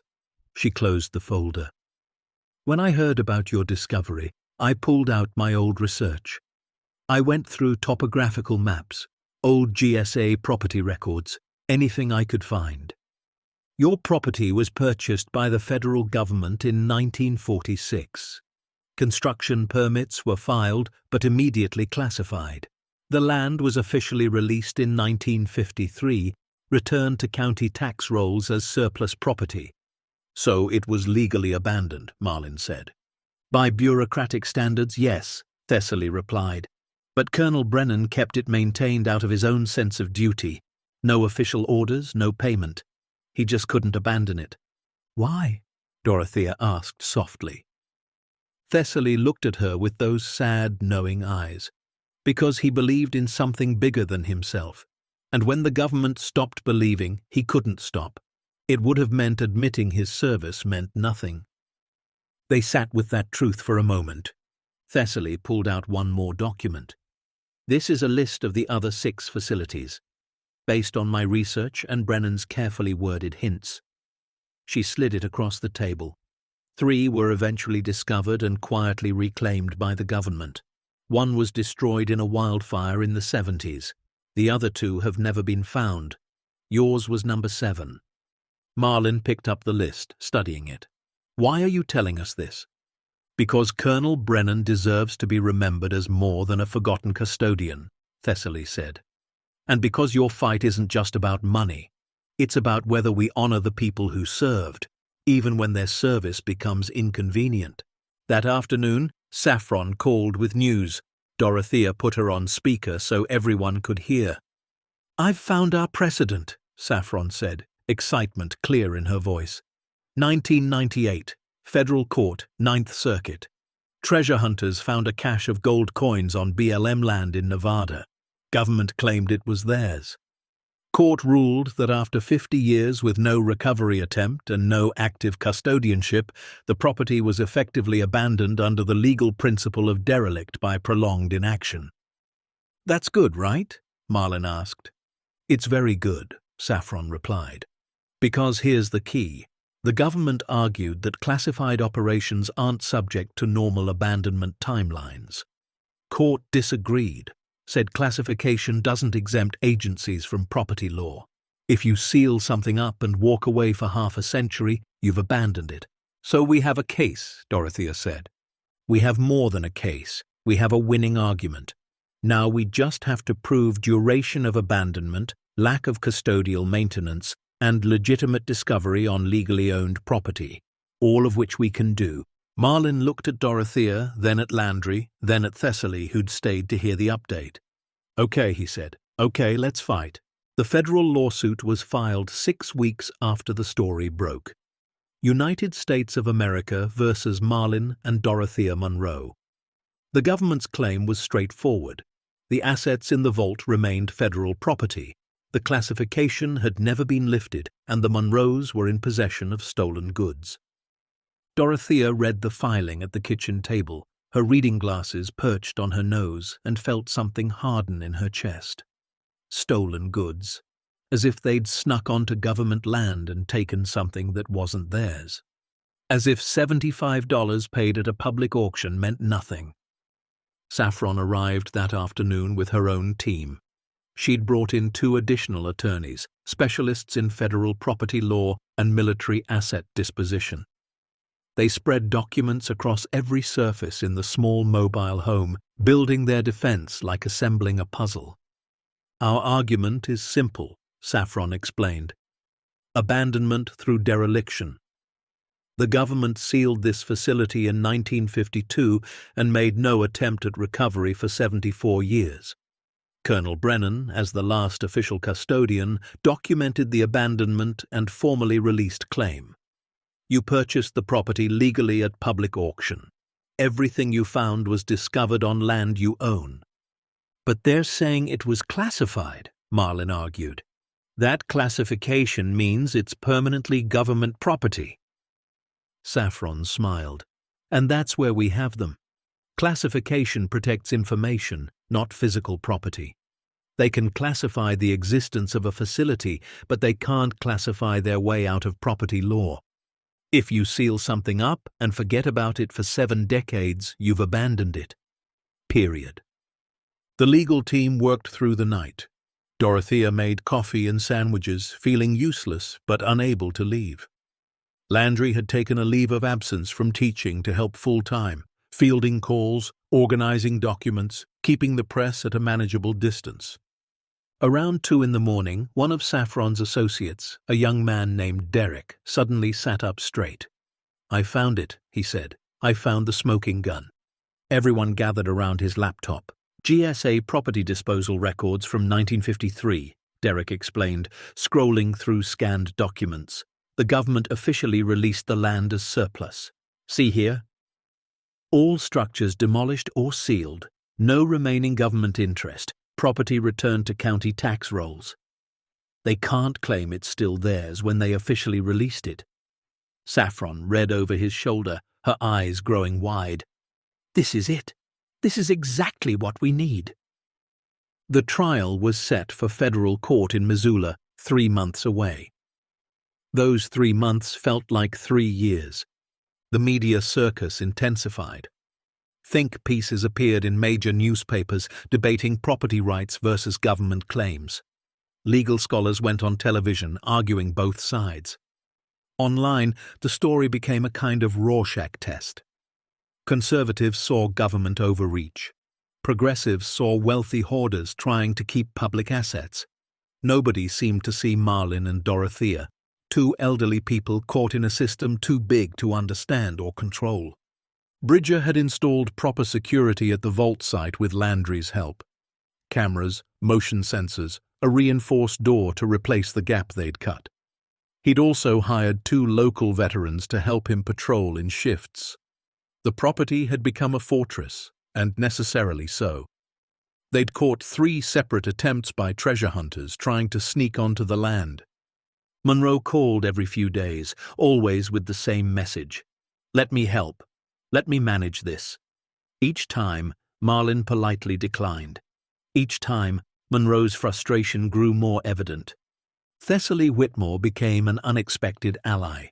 She provided expert testimony about Cold War continuity programs, about Colonel Brennan's role, about the documented abandonment of similar facilities. She gave interviews to reputable outlets, always emphasizing the human story over the monetary value. "This isn't about gold bars," she told NPR. "This is about whether we honor the people who served in secret, who maintained faith with a promise nobody else remembered." Colonel Brennan died believing his life's work was meaningless. The Monroes have a chance to prove otherwise. 2 weeks before the trial, Marlin ended up in the hospital. Dorothea found him collapsed in the bathroom at 3 in the morning, his face gray, his breathing shallow. The ambulance ride felt like a nightmare that wouldn't end. "Atrial fibrillation," the doctor explained. "His heart's electrical system is misfiring. We need to keep him for observation, possibly do a cardioversion." Dorothea sat beside his hospital bed, holding his hand while machines beeped and hissed around them. "This is too much stress," she said quietly. "Maybe we should settle. Take whatever they offer and walk away." Marlin's eyes opened. They were tired but clear. "Dottie, if I die tomorrow, I want to die fighting for something that matters, not settling because it was easier." "You're not going to die," she said fiercely. "Eventually?" "No," he replied with a weak smile. "But not today. Today, we keep fighting." The trial began on a gray Monday in November. The federal courthouse in Missoula was surrounded by protesters, news vans, and curious onlookers. Signs read everything from "Respect our veterans" to "Government property is public property, to let them keep what they found." Dorothea and Marlin walked through the crowd, flanked by Landry and Saffron. Marlin moved slowly, still weak from his hospitalization, but he walked upright, cane in hand, head high. Inside, the courtroom was packed, every seat filled. Dorothea recognized faces from town, reporters she'd spoken with, even a few treasure hunters who'd tried to breach their property and were now here to watch the legal battle. The judge, Honor Patricia Reardon, was a woman in her late 50s with steel-gray hair and a no-nonsense demeanor. She surveyed the packed courtroom with obvious displeasure. "This is not a circus," she announced. "This is a court of law. Anyone who cannot maintain proper decorum will be removed. We clear." The government's attorney was exactly what Dorothea had imagined. Tall, polished, expensive suit, voice full of confidence that bordered on arrogance. His name was Jonathan Pierce, and he opened with a presentation designed to overwhelm. Your Honor, this case is straightforward. The assets in question were purchased with federal funds, stored in a federal facility, and classified as part of a national security operation. Classification does not expire. The property remains federal regardless of where it physically resides. He pulled up photographs of the vault, images that made Dorothea's stomach turn. How had they gotten those? The defendants claim abandonment, Pierce continued, but absence of active maintenance does not equal abandonment, especially for classified assets. The facility was sealed according to protocol. The fact that subsequent administrations failed to retrieve the assets is irrelevant. Ownership does not transfer due to governmental oversight. He spoke for an hour, citing case law, precedent, national security concerns. By the time he finished, Dorothea felt crushed under the weight of his argument. Then Saffron stood. She didn't have Pierce's polish or his expensive suit. She wore a simple grey dress and practical shoes. But when she spoke, her voice carried a different kind of authority. Your Honor, the government wants you to believe this case is about national security and classified operations. It's not. It's about property law, pure and simple. They want special treatment because they're the government. But the law doesn't work that way. She pulled up her own presentation. The property in question was purchased by the federal government in 1946. A facility was constructed. In 1952, the program was terminated. The government sealed the facility and officially released the land as surplus in 1953. That's not my assertion. That's from their own GSA records. Pierce started to object, but Judge Reardon waved him down. Let her finish. For 74 years, Saffron continued, the government made 0 attempts to recover these assets. 0. Not a single maintenance check, not a single recovery operation, not even a periodic inventory. They sealed it and forgot it existed. She pulled up the photograph of Colonel Brennan. This man, Colonel Thaddeus Brennan, was the facility's last custodian. He maintained it for 5 years after official closure, then for another 30 years on his own time, waiting for orders that never came. In 1980, he formally documented the abandonment and released all claim. But he didn't have authority, Pierce interrupted. Judge Reardon shot him a sharp look. Counselor, you'll have your chance, Saffron continued. The defendants purchased this property at a public auction for $75. The county had clear title. There were no liens, no government claims, no restrictions. They discovered the vault while legally improving their own land. Everything they found was on property they legally owned. She let that hang in the air. The government's argument requires you to rule that classification creates permanent ownership regardless of property law, regardless of abandonment doctrine, regardless of actual possession. If that's the law, then no one truly owns their land if the government once had an interest in it. The trial lasted 8 days. Witnesses testified, experts argued. Thessaly Whitmore gave powerful testimony about Cold War protocols and Brennan's documented abandonment. The government brought in their own experts claiming classification superseded normal property law. Bridger testified about the condition of the vault, how it had clearly been sealed for decades with no signs of maintenance or access. Derrick presented the GSA records showing official property release.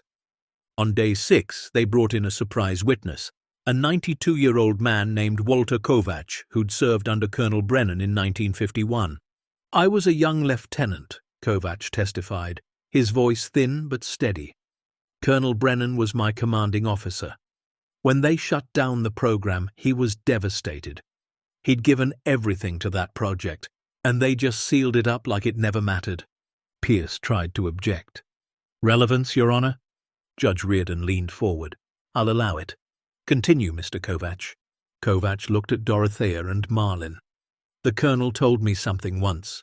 He said, the worst part about serving in secret is knowing your service will never be acknowledged, that everything you sacrificed will be forgotten because it was classified." He paused, wiping his eyes. He died alone, convinced his life had been wasted. These people, he gestured to the Monroes, they're giving his service meaning. Finally, the courtroom was silent. Monroe showed up on day 7. Dorothea saw him slip into the back row, expensive suit, confident posture. During a recess, he approached.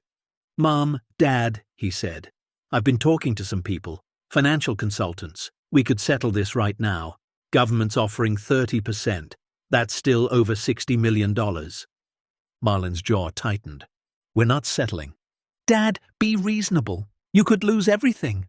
"We could," Marlin agreed, "but we're not settling. This isn't about the money anymore." Monroe's expression hardened. "Then what's it about?"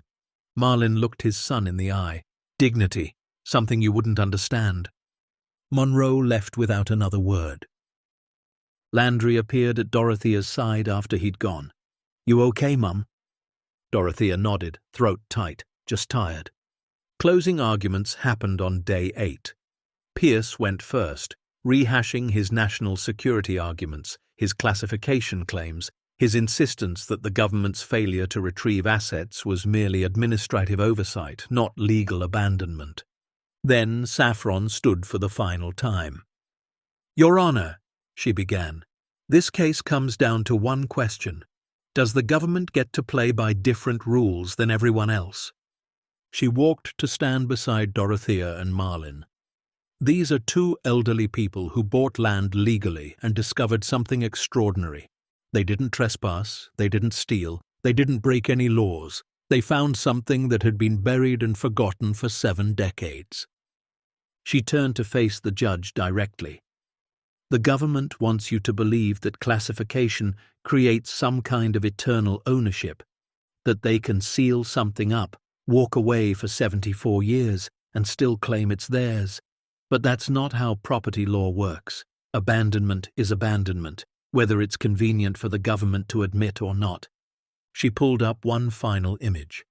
Colonel Brennan's handwritten journal entry. "If found after my death, this belongs to whoever discovers it. The government abandoned this. They abandoned all of us." "Let me read that again," Saffron said. "They abandoned all of us. Not just the assets, not just the facility. They abandoned the people who served. People like Colonel Brennan, who kept faith long after his government stopped caring." Her voice rose with passion. "Mr. and Mrs. Monroe aren't thieves. They're not criminals. They're honest people who stumbled onto a piece of forgotten history and have treated it with more respect than the government ever did. They've documented everything, protected everything. They've tried to honor Colonel Brennan's legacy while the government just wants to swoop in and pretend this was all according to plan." She walked back to the defense table. "You have a choice, Your Honor. You can rule that the government's failure to maintain custody for 7 decades doesn't matter. That classification creates permanent ownership regardless of the law. Or you can rule that property law applies to everyone equally, even the federal government." Judge Reardon called a recess to consider her ruling. Dorothea and Marlin waited in a small conference room with Landry and Saffron. Nobody spoke much. The weight of everything hung too heavy. After 3 hours, they were called back. The courtroom packed again. Cameras lined the walls. Dorothea held Marlin's hand so tight her arthritis screamed in protest. Judge Reardon entered, expression unreadable. Everyone sat. She began speaking without preamble. "I've reviewed all testimony, examined all evidence, and considered relevant precedent.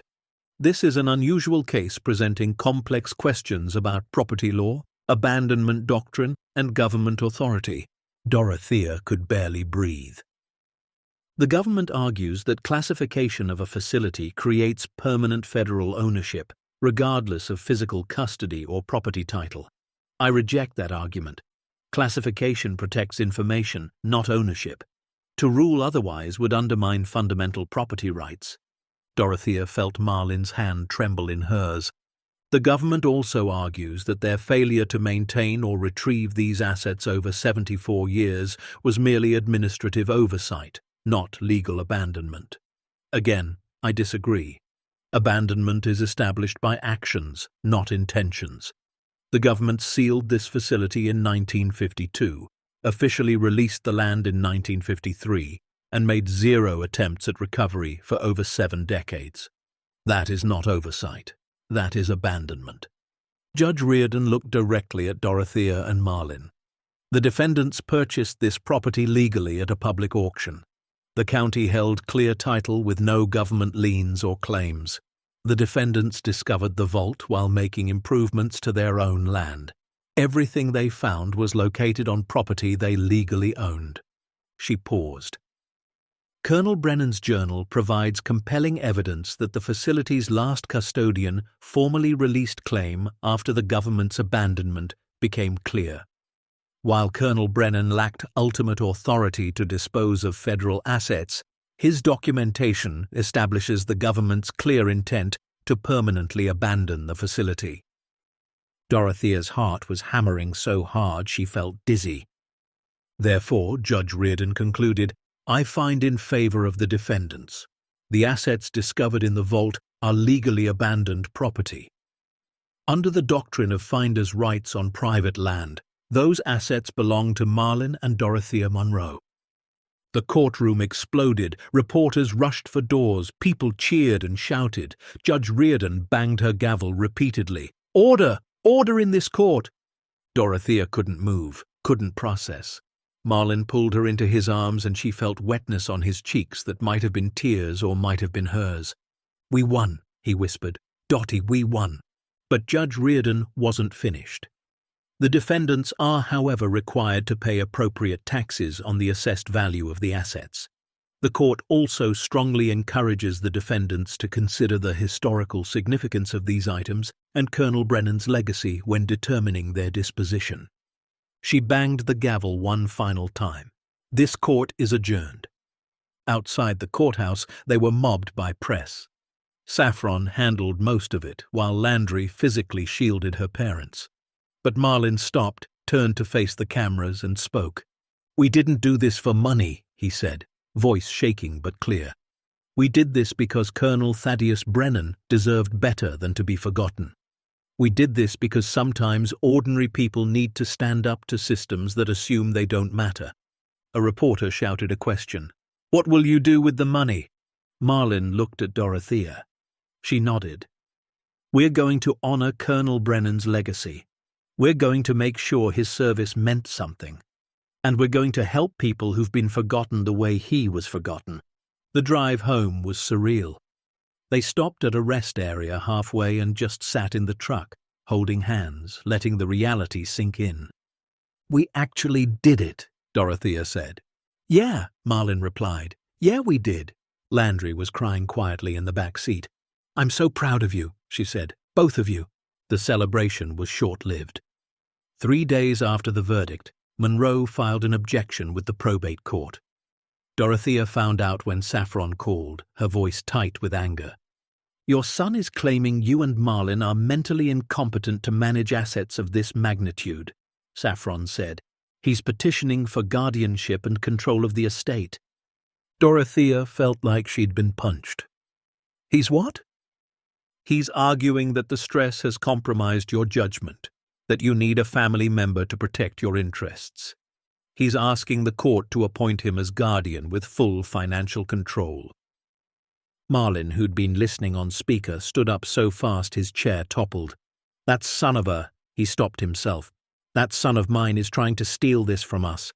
Landry drove up from Missoula that night. She found her parents at the kitchen table, the guardianship petition spread between them, their faces hollow with betrayal. I'll testify, Landry said immediately. I'll tell the court you're both completely competent. That Monroe hasn't been part of your lives in any meaningful way for years. He's still our son, Dorothea said quietly. Landry knelt beside her mother's chair. Mum, he's trying to take away your autonomy, your victory, everything you fought for. Being his mother doesn't mean you have to let him do this. The guardianship hearing was set for 2 weeks later. In that time, Monroe went on local news claiming concern for his elderly parents, claiming he just wanted to protect them from financial predators and their own poor judgment. Dorothea watched him on television, this man she'd raised, speaking with such apparent sincerity about his worry for them, and she felt something break inside her that couldn't be repaired. The hearing was brief. Saffron presented medical evaluations from 2 independent doctors confirming Marlin and Dorothea were fully competent. Landry testified about her parents' sound judgment throughout the entire legal process. Thessaly Whitmore even appeared to speak about their careful stewardship of the vault and its contents. Monroe's attorney tried to argue that the stress of managing such wealth would be too much, that someone younger needed to take control for their own protection. Judge Anderson, a woman in her 60s who'd been hearing family law cases for 20 years, listened patiently. Then she looked at Monroe with obvious disdain. "Mr. Monroe," she said, "I've reviewed the evidence. Your parents are competent adults who successfully navigated a complex federal lawsuit. They have appropriate legal and financial counsel.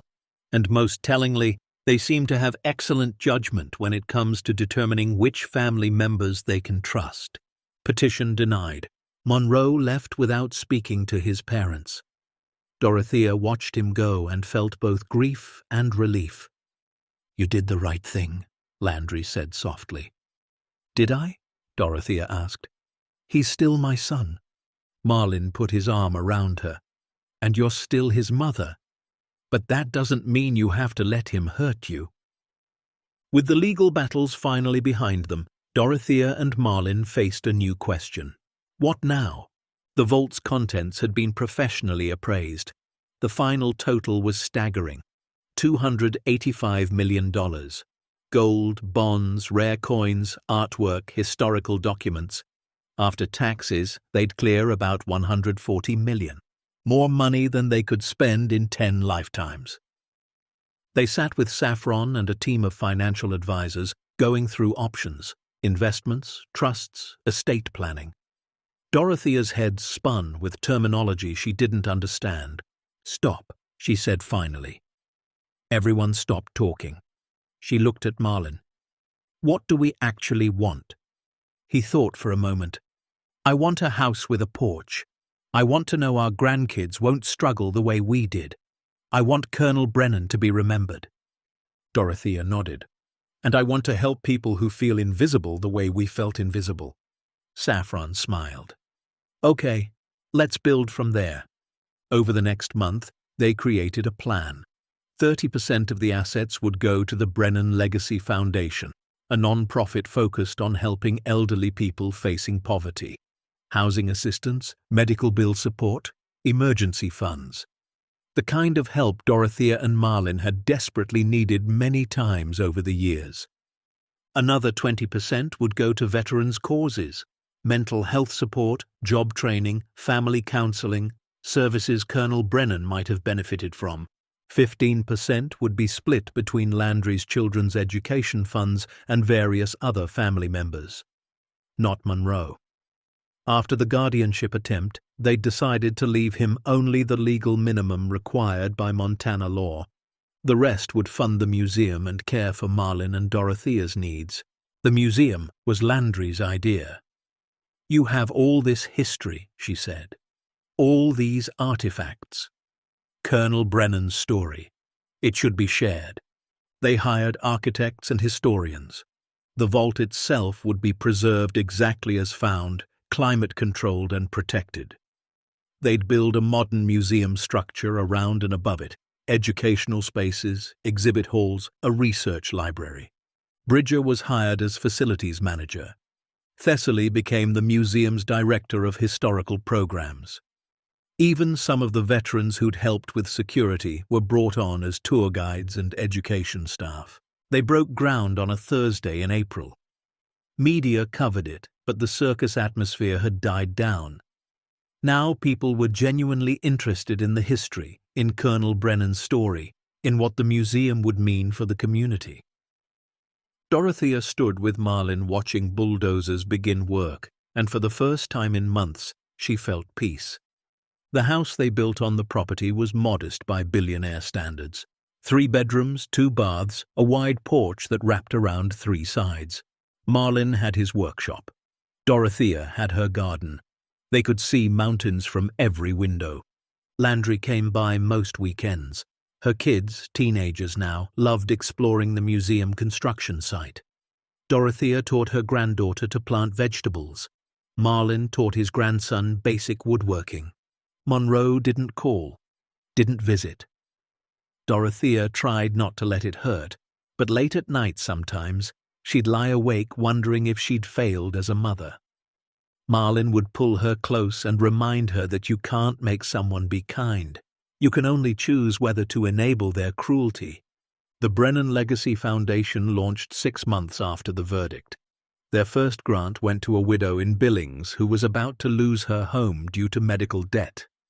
$5,000, enough to catch up on payments and keep her off the street. The second grant helped a veteran in Great Falls afford his medications after the VA had delayed his benefits. By the end of the first year, they'd helped over 300 people. Dorothea read every application personally. Marlin signed every check.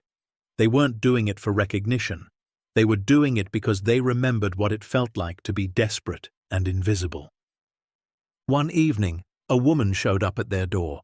She was in her 70s, thin, wearing clothes that had seen better years. "Mrs. Monroe," she said, "I received a grant from your foundation, $2,000 for dental work. I just wanted to say thank you." Dorothea invited her in for coffee. They talked for 2 hours. The woman had worked as a teacher for 40 years, saved diligently, only to have her retirement wiped out by her husband's cancer treatment. She'd been living on $900 a month Social Security, choosing between medicine and food. "The grant changed my life," the woman said, crying, "not just because I can eat again, but because someone saw me, someone cared." After she left, Dorothea sat on the porch watching the sunset. Marlin came out and sat beside her. "This is what it was all for," she said quietly. "Not the money, not winning the lawsuit. This," he took her hand. "Brennan would be proud." The museum opened 2 years after the verdict, the Brennan Continuity Facility and Heritage Center. They'd restored Colonel Brennan's name to the place he'd served so faithfully. The opening day was beautiful, clear sky, warm sun, mountains standing proud in the distance. Over 500 people came, veterans, historians, local families, even some government officials who'd opposed them in court but now recognized the museum's importance. Thessaly gave the opening remarks, telling Colonel Brennan's story with the depth and respect it deserved. A 32-year career of classified service. A marriage that crumbled under the weight of secrets. Children who grew up barely knowing their father. And ultimately, a lonely death in a veterans' facility, convinced his life had meant nothing. But it meant everything, Thessaly said. Because one man's faith, even when that faith seemed futile, preserved something remarkable. And 2 ordinary people had the courage to honor that faith. Dorothea and Marlin cut the ribbon together. Cameras flashed, people applauded. But Dorothea was looking at the museum's entrance where they'd installed a bronze plaque. In memory of Colonel Thaddeus Brennan, 1924 to 1983. He kept faith when others forgot. He served in silence. He preserved a legacy that now serves all. Inside, the vault had been transformed into the museum's centerpiece. Visitors could see the stone construction, the careful planning, the dedication required to build and maintain such a facility.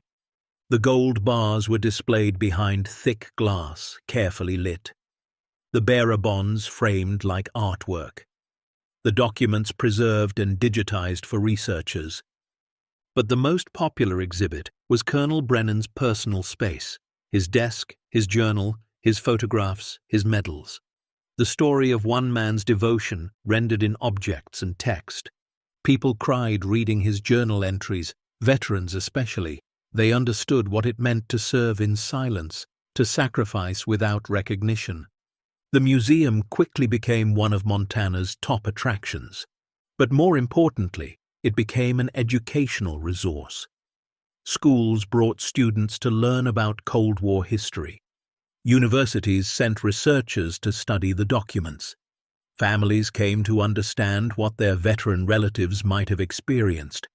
And the Brennan Legacy Foundation continued its work, quietly helping people who'd been forgotten by systems too large to see them. 3 years after the verdict, Dorothea woke up and realized she was happy. Truly, deeply happy. Not because of the money, though financial security was a blessing. Not because of recognition, though being treated with respect was gratifying.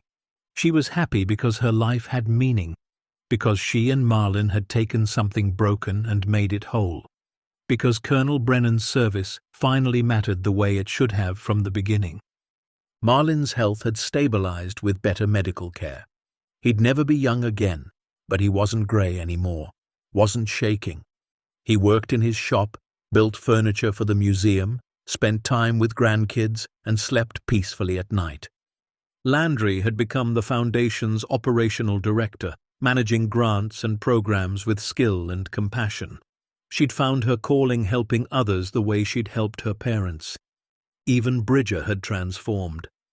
The quiet handyman who'd helped open that first door was now the museum's most requested tour guide, telling visitors about discovery and preservation with genuine passion. One autumn evening, Dorothea and Marlin drove up to the old hillside where they'd first found the vault. They parked and walked carefully to the spot, now marked with interpretive signs and landscaping. "Hard to believe this all started with $75, Marlin said. Dorothea squeezed his hand. "Started with you being stubborn." He laughed. "Best money we ever spent." They stood in comfortable silence, watching the sun sink toward the mountains. Birds called from the pines. Wind whispered through the grass. "Do you think he knows?" Dorothea asked. "Brennan, do you think somehow he knows his service mattered?" Marlin looked at the museum building below, lights coming on as evening settled. "If there's any justice in the universe, he knows. And he's proud." Dorothea leaned against her husband, feeling the warmth of him, the steady strength that had carried them through everything. "We did good, didn't we?" "Yeah, Dottie, we did real good." Years passed, the museum thrived, the foundation grew.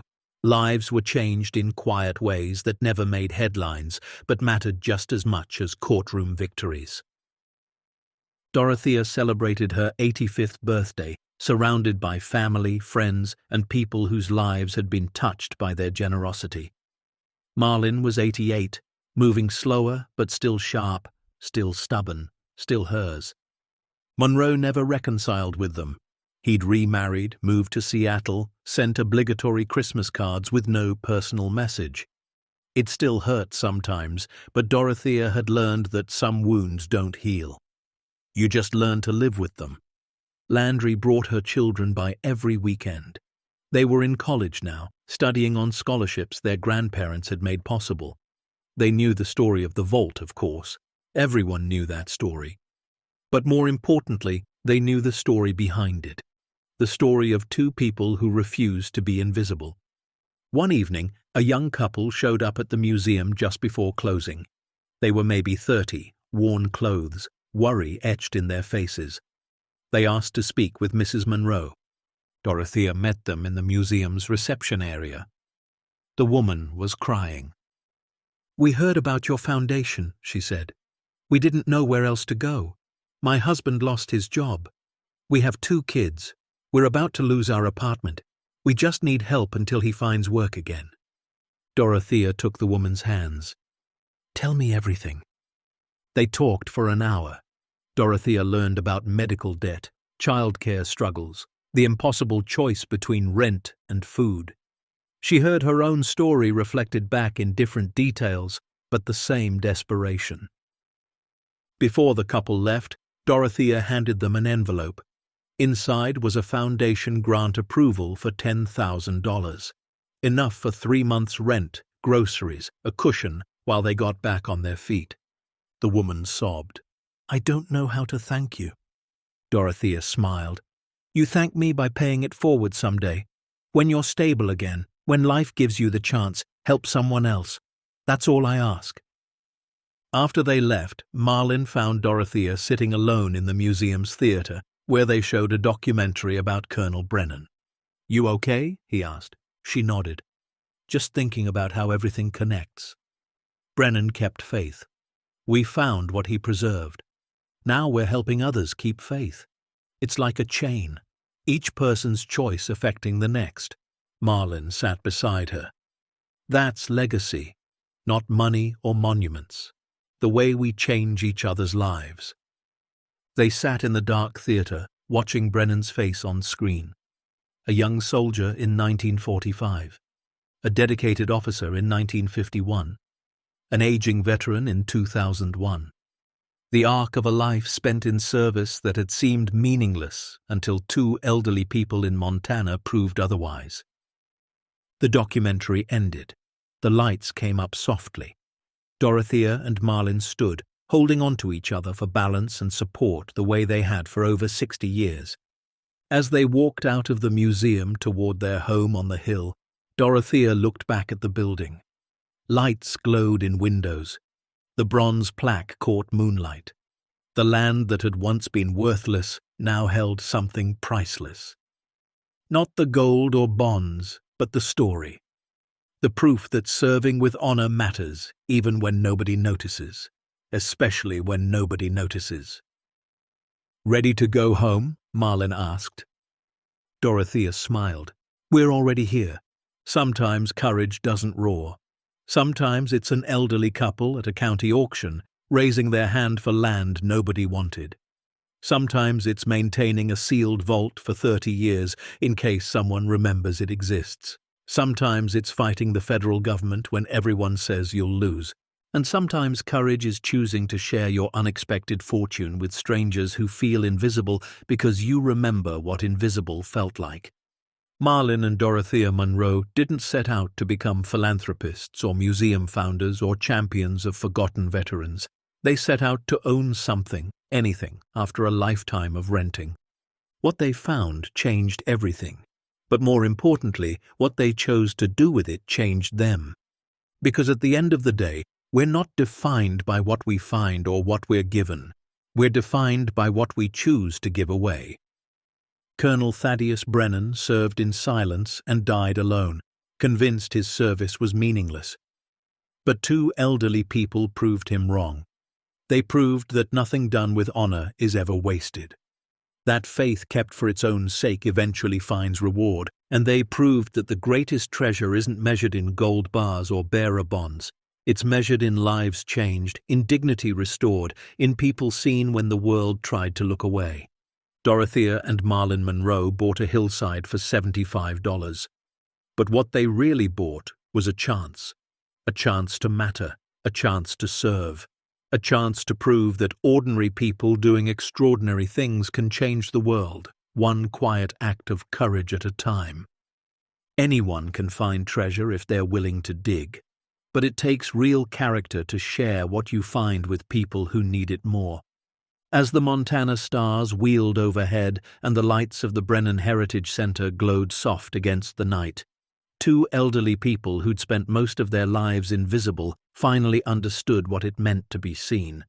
Not for their wealth or their victory, but for their choice to honor a stranger's faith and extend that honor to everyone who followed. Because for Dorothea and Marlin, and for everyone whose life was changed by one man's devotion and 2 people's courage, the greatest legacy isn't what we leave behind. It's what we lift up while we're still here. The end. Up next, 2 more incredible stories of unexpected fortune and unbreakable spirit. Click to keep discovering with us. And don't forget to hit subscribe if you believe it's never too late for life to surprise you.